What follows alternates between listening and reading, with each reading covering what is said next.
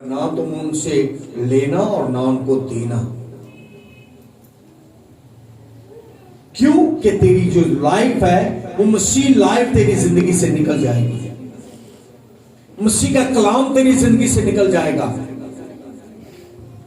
अगर खुदा के बंदा सुलेमान को किस चीज के वसीला से उस खुदा की मोहब्बत से अलग किया गया कि उसकी मोहब्बत जो थी वो उसने दूसरी कौम की औरतों के साथ जब शादी की तो खुदा की मोहब्बत से जुदा हो गया।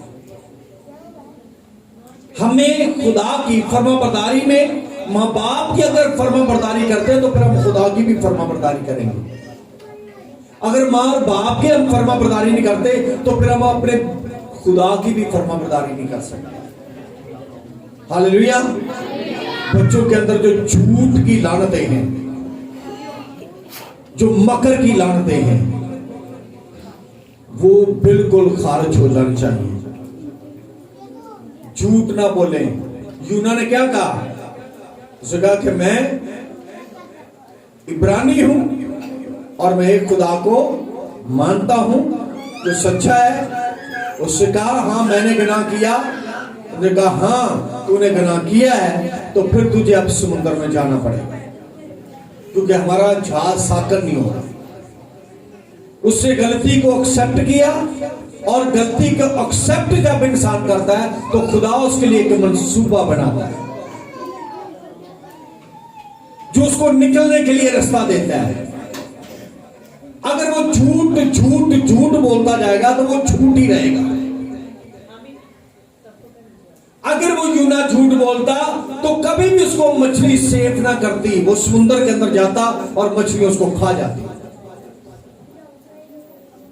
खुदा ने एक बड़ी मछली को उसके लिए भेजा और वो उसके अंदर उसके पेट में चला गया और वो 3 दिन रात जो है उस मछली के पेट में सफर करता रहा और वो खुदा के जो दुआ करता रहा कि खुदावन मैं अपनी गलती का इकरार करता हूं कि मैंने गलत किया, मैं उस नैनवा को छोड़कर तरसीस की तरफ गया। ये थी उसकी फर्माबरदारी और उसकी फर्माबरदारी ने उसकी जिंदगी को क्या कर लिया? महफूज कर लिया, बचा लिया, हलाकत के मुंह से बचा लिया। हमारी फर्माबरदारी जो है वो हमें बहुत सी चीजों से महफूज कर लेगी।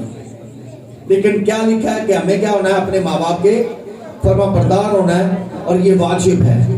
अपने बाप की और माँ की क्या कर? इज्जत कर। पहले लिखा था माँ और बाप की फर्माबरदारी कर, फिर इधर लिखा है बाप की और माँ की। अब बाप को पहले ले आए। बाप की और माँ का क्या कर? हुक्म तूने मानना। अगर तू उसका हुक्म मानेगा तो तू सरफराज किया जाएगा, तेरी जिंदगी सरफराज होगी। तेरा माँ बाप तुझे दुआ देगा, तेरा माँ बाप तुझे हर वक्त जो है वो अपने खुदावंत से दुआ करता रहेगा कि मेरी बेटी को मेरे बेटे को खुदावंत सरफराज का। और खुदा के कलाम में लिखा कि जो तुम जमीन पर बांधोगे वो आसमान पर बांध जाएगा। ऐसा है जो तुम अपनी औलाद के लिए दुआ करोगे वो तुम्हारी सुनी जाएगी। जो अपनी औलाद के लिए दुआ करोगे तो आपकी औलाद फर्माबरदार हो जाएगी। लिखा है कि जिस शहर के लिए तुम दुआ करोगे शहर जो है वो सरफराजी पाएंगे। तो औलाद क्यों नहीं सरफराजी पा सकती? शहर इतना बड़ा पा सकता है तो औलाद भी सरफराजी पा सकती है। इसलिए आपको जरूरत है कि आप वफादार होकर फर्माबरदार होकर अपने खुदा के हुक्म पर अमल करें और अपने माँ और बाप की क्या करें? इज्जत करें। और ये पहला हुक्म है। लिखा है कि जिसके साथ वादा भी है ताकि तेरा भला हो और तेरी उम्र जमीन पर क्या हो? दराज हो। ये वादा है खुदा का कि तेरी उम्र जो होगी वो दराज होगी, लंबी होगी। कब? जब तू अपने माँ बाप का फर्माबरदार रहेगा, जब तू अपने माँ बाप की इज्जत करेगा तो फिर ये सारी चीजें आपके लिए बेनिफिट होगी, आपको ये मिलेगी क्योंकि ये खुदावंद यीशु मसीह का वादा है। हालेलुया। तो वादा जो खुदा करता है उसको वो पूरा करता है। हालेलुया। खुदा ने इब्राहिम से वादा किया कि मैं तुझे बेटा दूंगा, और उसको 100 साल के बाद खुदा ने बेटा दिया, और उसे ये कहा कि मैं तू आसमान के सितारों को गिन, रेत के जमीन के किनारे, जो रेत के किनारे के उस समुद्र के किनारे की रेत है उसको आप गिन लो तो वो नहीं गिनी जाएगी। वो कहता नहीं गिनी जाएगी, ऐसी तेरी औलाद होगी। खुदा ने उस वादे को पूरा किया। आज इस वादे को भी खुदा कह रहा है कि मैं क्या करूंगा, पूरा करूंगा। कैसे पूरा होगा? फरमाबरदारी से, और दूसरा हुक्म मानने से, इज्जत करने से। अपने माँ बाप की क्या कर, इज्जत कर। हम सियालकोट में गए, वहां पर एक शख्स था जिसकी कमर जो थी वो उसकी हड्डी टूट गई, और वो लेटा हुआ था, और उसके ऊपर गर्मी मई जून के अंदर एक बिस्तर था। उस वक्त तो जो कपड़े पहने होते उसमें सोचता बंदा कि हवा लगे, मुझे अच्छे लगे, लेकिन उसके ऊपर बिस्तर था। डॉक्टर ने कहा था तुझे गर्माइश चाहिए। उसी जब बैकग्राउंड देखी गई, सुना गया, तो उन्होंने बताया कि ये अपनी मां के मुंह पर थप्पड़ भी मारता होता था। एक दफा मां ने रोटी मांग ली तो उस मां के मुंह पर थप्पड़ मारा। उसने कहा तू चुप नहीं कर रही, मैं कब का सुन रहा हूं, तू बोलती जा रही मुझे रोटी दो, मुझे रोटी दो। तो क्या हुआ, उसकी रीढ़ की हड्डी टूट गई, वो दूसरी मंजिल से गिरा, उसको एक अज़ियतदार मौत मिली। ये बच्चों के लिए बहुत सबक है कि अपने माँ बाप के फरमाबरदार रहें और अपने माँ बाप की इज्जत करें और वफादार रहें, फरमाबरदार रहें। जब हम फरमाबरदारी की हालत में रहेंगे तो फिर हम किसको पूरा कर रहे हैं, खुदा के कलाम को पूरा कर रहे हैं। किसको पूरा कर रहे हैं, खुदा के कलाम को हम पूरा कर रहे हैं। और इसलिए लिखा हुआ खुदा के पाक कलाम में, और ऐ औलाद वालों तुम अपने फर्जंदों को गुस्सा न दिलाओ, बल्कि खुदा की तरफ से तरबियत और नसीहत दे दे कर उनकी क्या करो, परवरिश करो। क्या दे दे कर, नसीहत दे दे कर। किसकी तरफ से, कलाम हक की तरफ से, पाक रूह की तरफ से, समझ और अक्ल की तरफ से, दुनिया की तरफ से नहीं। मुझे एक भाई कह रहा था कि मैंने अपनी बच्ची को, जो मेरे बच्चे तो कम पढ़े हैं दोनों, लेकिन मैं अपनी बच्ची को बड़ा पढ़ा दिया, मैंने उसको फार्मेसी का जो है वो कोर्स करवा दिया है, और वो बड़ी डॉक्टर की तरह जो तनख्वाह उसको मिलेगी, ये होगा वो होगा। तो वो 800 रुपया अभी जो है वो डेली का लेती है, किसी पे वो प्रैक्टिकल कर रही है। तो वो कहता कि मैंने उसको बोला कि तू, मुझे 800 की जरूरत नहीं है कि 800 तू लेकर आ रही है, मुझे तेरी इज्जत की जरूरत है। ये नहीं कि तू दूसरे लोगों को अपने सर पर बैठाए कि हम 800 लेते हैं, नहीं, आपने अपनी इज्जत को महफूज रखना है। हालेलुया। तो हमारी जिंदगी जो है ये प्रॉफिट जिंदगी है, ये मुकद्दस जिंदगी है। हमने अपनी मुकद्दस जिंदगी से अपने बच्चों को मुकद्दस बनाना है, क्योंकि लिखा है कि तुम मेरे मकदस हो, तुम एक पाक हस्ती हो। हमें अपनी जिंदगी में खुदा के कलाम की बातों को बच्चों को सिखा कर, मैं फिर इस बात को पढ़ देता हूं, लिखा है कि खुदावंद की तरफ से तरबियत और नसीहत दे दे कर उनको क्या करो, परवरिश करो। खुदावंद की तरफ से, खुदावंद ने ये भी बेटा कहा है, खुदावंद ने बेटा ये भी कहा है। जब कभी बाइबल ही नहीं पढ़ी, जब कभी चर्च ही नहीं गया, जब कभी दुआ नहीं की, तो नसीहत हम क्या देंगे बच्चों को? हम जब अपनी नसीहत देते हैं तो बच्चे गुस्सा कर लेते हैं, वो 3 दिन रोटी नहीं खाते। ये पता आपको? इसको पीछे बिठाओ, पीछे पीछे पीछे ले जाओ, आपको पता होना चाहिए, पीछे लोग देख रहे हैं। खुदा का जो कलाम है वो क्या कह रहा है कि हमें क्या करना है, खुदावंद की तरफ से नसीहत देनी है। हालेलुया। किसकी तरफ से नसीहत देनी है? जब हम खुदा के करीब होंगे तो फिर हम नसीहत दे सकेंगे। हम खुद ही टीचर नहीं है, हम खुद ही टीचर ऐसे हैं जो बच्चे हमें सिखाते हैं। हालेलुया। कहीं ऐसा होता है ना, वो माँ बाप जो होते हैं वो आपस में लड़ते रहते हैं, वो एक दूसरे को, बाप जो होता है वो गाली निकालता है और माँ जो होती है वो भी उसको निकालती है। वो उसको कहती ठीक है तू चले, तू मार जावे, तू ये हो जाए, तू बोझ है, ठीक है ना। तो ये लड़ाई झगड़े हम बच्चों को सिखा रहे हैं। माँ जो है वो कुर्सी रख के जनाब वो टेलीविजन के सामने, एलसीडी के सामने ड्रामा देख रही है, उसके पीछे बच्चे भी देख रहे हैं। माँ जो है वो यूट्यूब पर सर्च करके फिल्में देख रही है और बच्चे भी देखेंगे।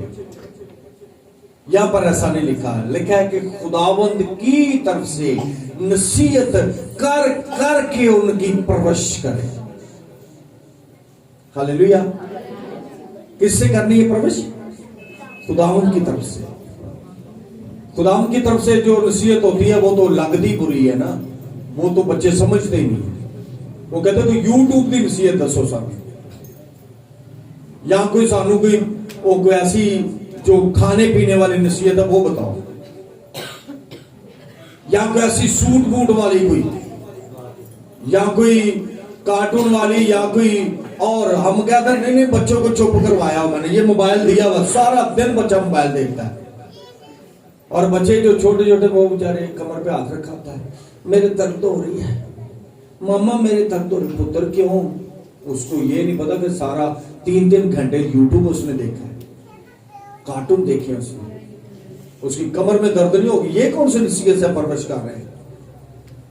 हमारे बच्चे इस यूट्यूब की परवरिश कर रहे हैं। यूट्यूब की परवरिश होगी वो ऐसी होगी, हड्डियों की कमजोरी, ज़हन की कमजोरी, पट्टों की कमजोरी।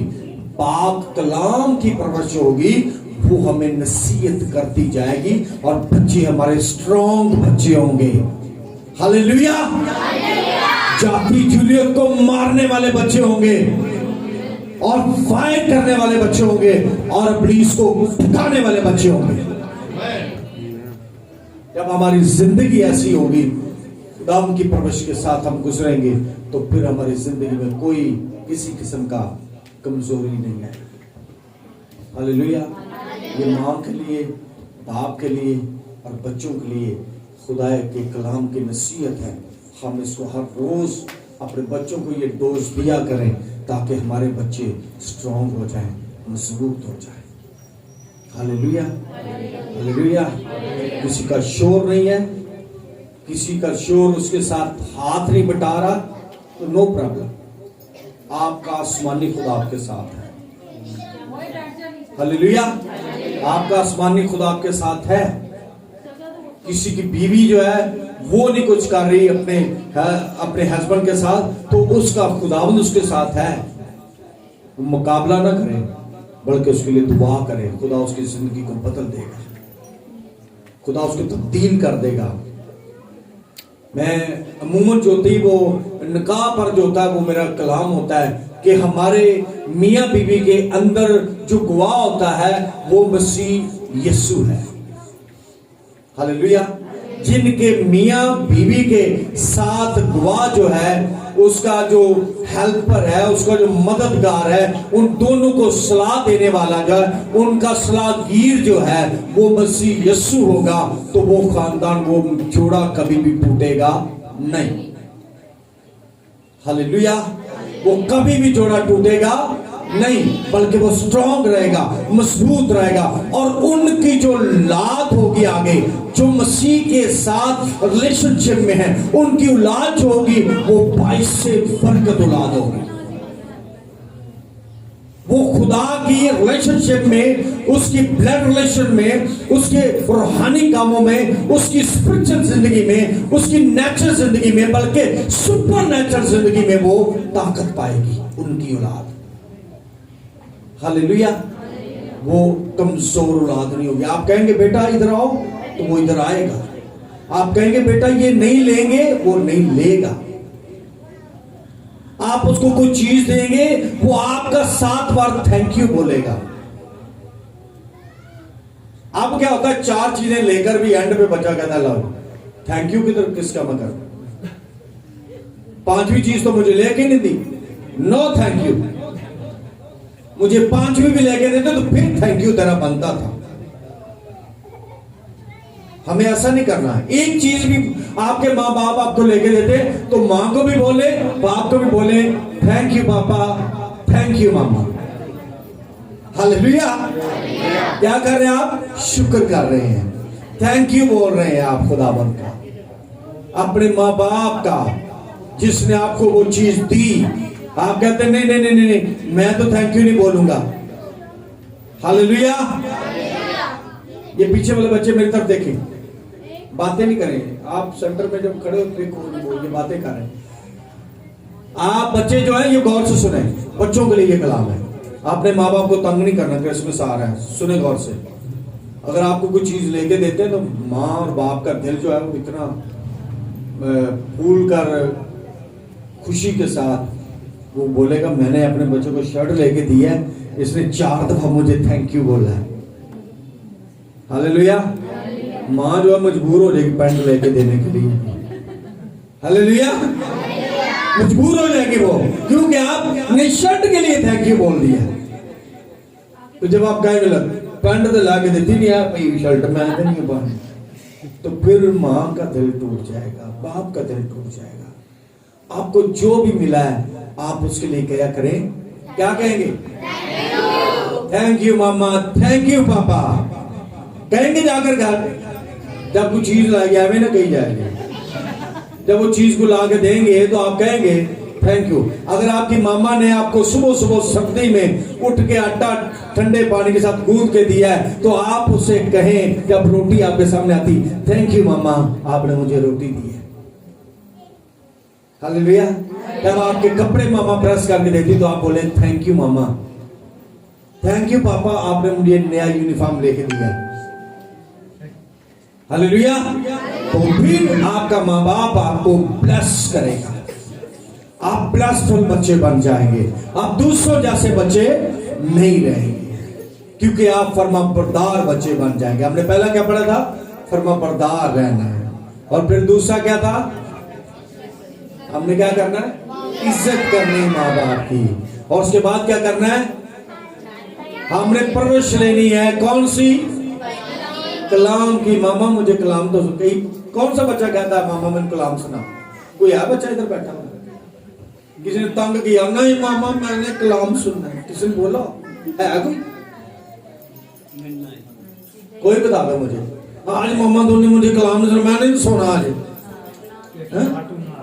किसी ने बोला? वो है बच्चा को बताओ, मामा आज अपने गीत ही नहीं सुनाया। नहीं मैंने रोटी नहीं खानी। मैंने कोई है?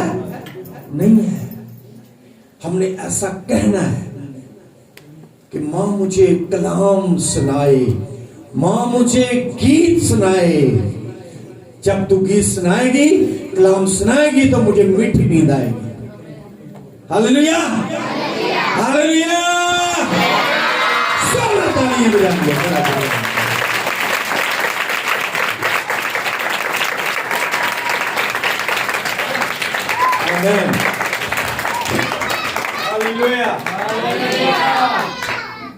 कल मैं वो जो होते हैं वो चुगियों वाले खाना बदोश, उनकी मैं बात सुन रहा था, तो वो बता रही थी कि हमें भी माँ बाप ने नहीं पढ़ाया और हम भी अपने बच्चों को नहीं पढ़ा रहे। ठीक है, तो हमें ऐसा नहीं करना। हालेलुया। अपने बच्चों को तालीम दे, तालीम दे। जितनी भी आप तालीम, रूहानी जिस्मानी तालीम, आप बच्चों का लिहाज ना करें। अपनी कौम को, अपने बच्चों को अप करें। अपने बच्चों को जब तक वो बड़े नहीं होते आप उनके साथ चलते रहें। जब तक वो किसी मंजिल पर पहुंच जाते आप उनका जो है वो सर खाते रहे, कहते रहे नहीं तूने ये करना है, तूने ये करना है, तूने ये करना है। और खासकर मैं जो आपको 2 चीजें बता चुका, दुआ और कलाम, अपने बच्चों के लिए जरूर करें। नाइट में जब आपके बच्चे सो जाते हैं तो उनके लिए नाम बना दुआ किया करें। आपके बच्चे खुदा की हजूरी में अच्छे नंबरों में पास होंगे। आपके बच्चे अच्छी क्लास का, अच्छे पढ़ाई के मालिक बन जाएंगे, अच्छी जिंदगी के मालिक बन जाएंगे। उनकी गुफ्तगू में फर्क आ जाएगा, उनके मांगने में फर्क आ जाएगा, उनका जिद करने में फर्क आ जाएगा, उनका गुस्सा करने में फर्क आ जाएगा, उनका ऐमी फजूल आवारा फिरने में फर्क आ जाएगा, उनका झूठ बोलने में फर्क आ जाएगा। आमीन, हालेलुया। तो आए अपनी आंखें बंद करें और अपनी जिंदगी अपने मसीहा को देकर खुदा उनके खूबसूरत जिंदा कलाम को जो आपने सीखा है उसको प्रे करें। हालेलुया। खुदा के खादम पास कहना आएंगे और बच्चों के नेक्स्ट प्रोग्राम के लिए दुआ करेंगे।